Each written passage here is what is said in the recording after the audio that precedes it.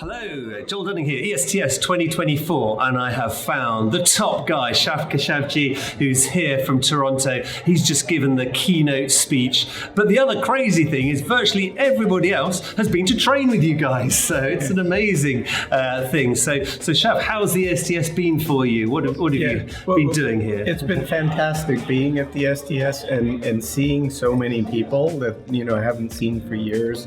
And like you said, many surgeons that trained in Toronto or came to visit us.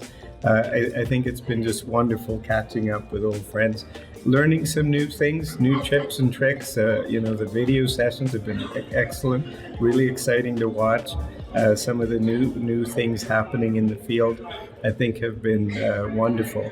I think the other part is the evolution of the ESTS. I mean, to have 1,500 people here, everybody focused in thoracic surgery, the companies with their technologies, again, for thoracic surgery.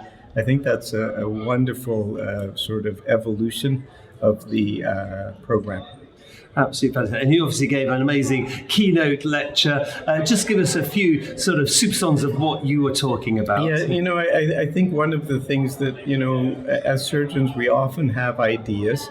And we really need to get better at showing people the way of how to bring ideas to the bedside. And, I've been fortunate in, developing LPD, the lung preservation solution, the concept of ex vivo lung perfusion or lung support to do gene therapy or make a lung look more like self so you don't reject it. And then the bedside monitoring thing. I mean, it's really improving patient care using the latest technology and AI to say, we can observe and keep an eye on patients in a much more effective way that improve patient satisfaction as well as save the hospital lots of money. So, there are many ideas that we have, as you've had and shown many times over, that we need to improve the pathway to the bedside. Absolutely, that's fantastic.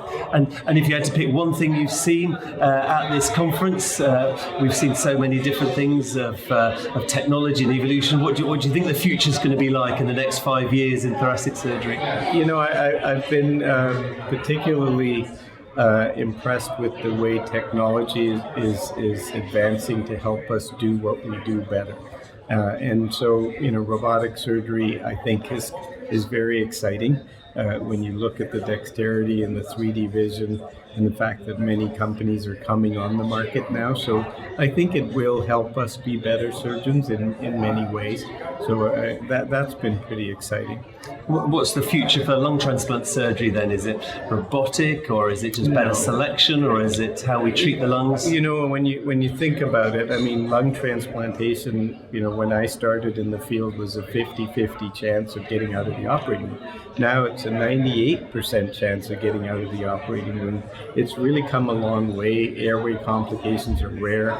So we're really offering lung transplant to more people, like with cancers, with other comorbidities, older people. So I think what we really want to do is make a lung that'll last forever.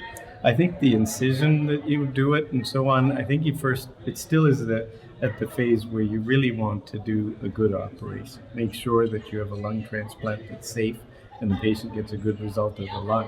The problem is the lung doesn't last forever in everybody.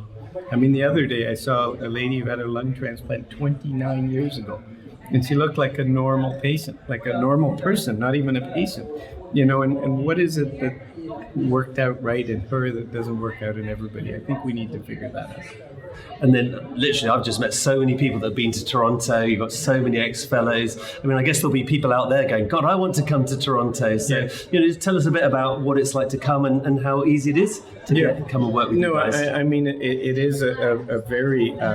It's an exciting culture in the Toronto School of Thoracic Surgery that Cliff Pearson and Norm Delarue started. Really, we've perpetuated and stood on their shoulders to build it. We have a lot of people come just as observers for a couple of weeks or a couple of months, which is nice. And you see a different way. Just like you go to any different place, you see the way we do it.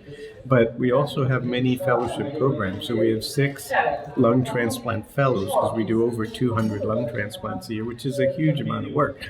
but it's a huge amount of experience. If you want to go start a lung transplant program, you spend a year in Toronto and you can do lung transplant. So I think there's that, and there's the oncology fellowship. So usually if people have trained in thoracic surgery and they have their certification in their country, they can come and work as a fellow for a year on an educational license. And then you're actually operating, you know, and that's been a really good opportunity. And, you know, I've seen so many people who have taken that and really contributed to the field. Great, that's so good. Well, thank you so much for everything you do for thoracic surgery, and it's a pleasure to see you here in Barcelona. Great, thank you very much. Good seeing you.